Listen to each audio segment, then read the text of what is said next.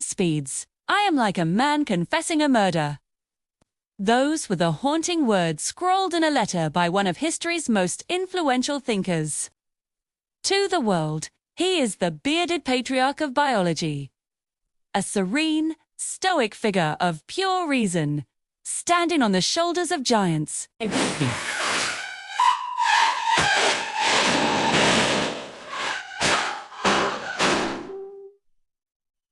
But the man who wrote those words was not serene. He trembled in the shadows of a quiet country house, plagued by chronic illness.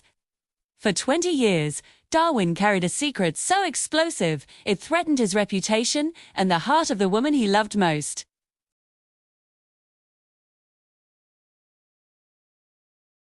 Oh, it's about the human cost of discovering a truth the world wasn't ready to hear. A truth that would change everything.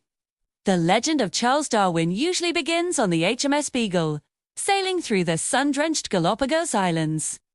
We imagine him stepping onto volcanic shores, observing a bird's beak, and suddenly shouting, "Eureka!"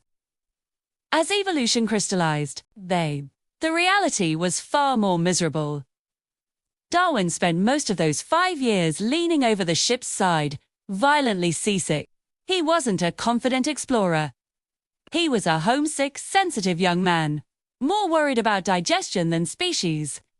When he returned to England in 1836, he didn't have a revolutionary theory. Instead, he had notebooks and a gnawing unease, saw patterns in nature pointing to a terrifying conclusion. Life was not divine, static creation. It was a brutal struggle for survival, where species adapted through natural selection. In Victorian England, this was heresy. It was a direct assault on the Bible, on social order, and on the very idea that humans were special in God's eyes. Darwin knew what was at stake. He saw what happened to other radicals who questioned the divine order. They were ridiculed, stripped of positions, cast out. Darwin, a gentleman, craved his peers' respect. But the intellectual burden was nothing compared to the emotional one. In 1839, Darwin married his cousin. Emma was kind, intelligent, and deeply, devoutly religious. She believed in a literal heaven where she and Charles would be reunited. Darwin loved her with a desperate, quiet intensity. Every time he wrote about nature's selection, he felt he sharpened a knife he would eventually plunge into his wife's faith. He lived in perpetual cognitive dissonance, worshipping his wife's goodness while dismantling the God she prayed to every night. This internal conflict manifested physically. Shortly after his secret transmutation notebooks, Darwin's health collapsed. He suffered from severe nausea. He was plagued by shaking of the hands, spots before the eyes, and a terrifying sensation his heart was failing. Modern doctors suspect Chagas disease and a severe chronic anxiety disorder. His body screamed at him to stop, to keep the secret buried, to remain the quiet country naturalist everyone expected. He became a hermit at Down House. He created a sand walk, a path behind his house where he would walk in circles, obsessively counting his steps, trying to outrun the implications of his own mind. He was a man held hostage by his own genius. For 2 decades, the manuscript of On the Origin of Species sat in a drawer, gathering dust and weight.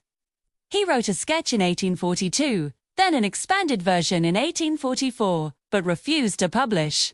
He even left a frantic note for Emma, too, telling her that if he died suddenly, she must pay an editor to publish the work. He was willing to be a revolutionary only from beyond the grave. He spent 8 literal years studying barnacles. Historians wonder why a man with the secret of life would do this. The answer is simple. Barnacles were safe. Barnacles were a distraction. He was hiding in the minutiae of science. Terrified of the horizon he had discovered. The 20-year panic finally came to a screaming halt in June 1858. Darwin opened his mail to find a letter from Alfred Russel Wallace, working in the Malay archipelago. As Darwin read, his heart must have stopped. Wallace had outlined the exact same theory of natural selection. The nightmare had come true. No. Not only was the truth out, but Darwin was about to be scooped. He was about to lose his place in history. All my originality, whatever it may amount to, will be smashed, he wrote. The panic shifted from the fear of publishing to the fear of being forgotten.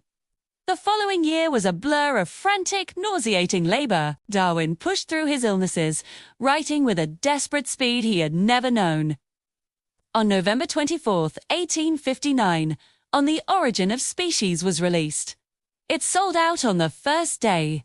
The firestorm he had spent 20 years avoiding finally broke over his head.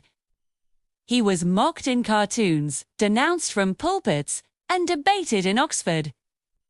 But the most painful moment wasn't the public outcry, it was the quiet one at home. Emma read the book. She saw the murder her husband had confessed to, while she remained his devoted companion. A shadow fell over their marriage, the shadow of her fear they wouldn't be together in the afterlife. Darwin had gained the world, but in his mind, he had risked his wife's soul. Even after success, Darwin remained insecure. He was obsessed with his children, watching them with the same analytical eye he used for pigeons, terrified of passing on his poor health. When his beloved daughter Annie died at age 10, it broke the last thread of his religious belief. He didn't find comfort in his theory. He found only the cold, hard fact of extinction. He lived in patient despair. Hugh was a man who had looked into the abyss of deep time and found it magnificent, yet utterly lonely.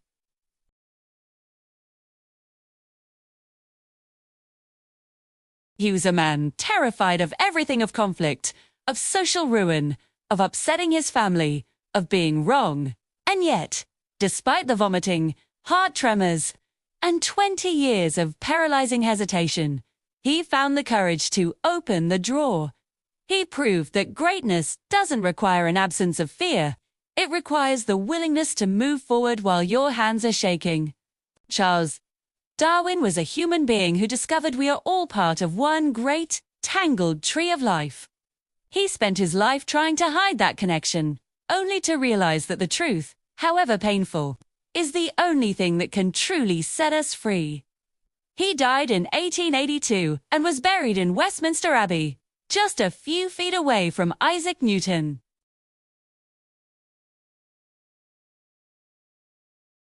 Bert, simply surviving the decades of silence he endured before he finally found his voice.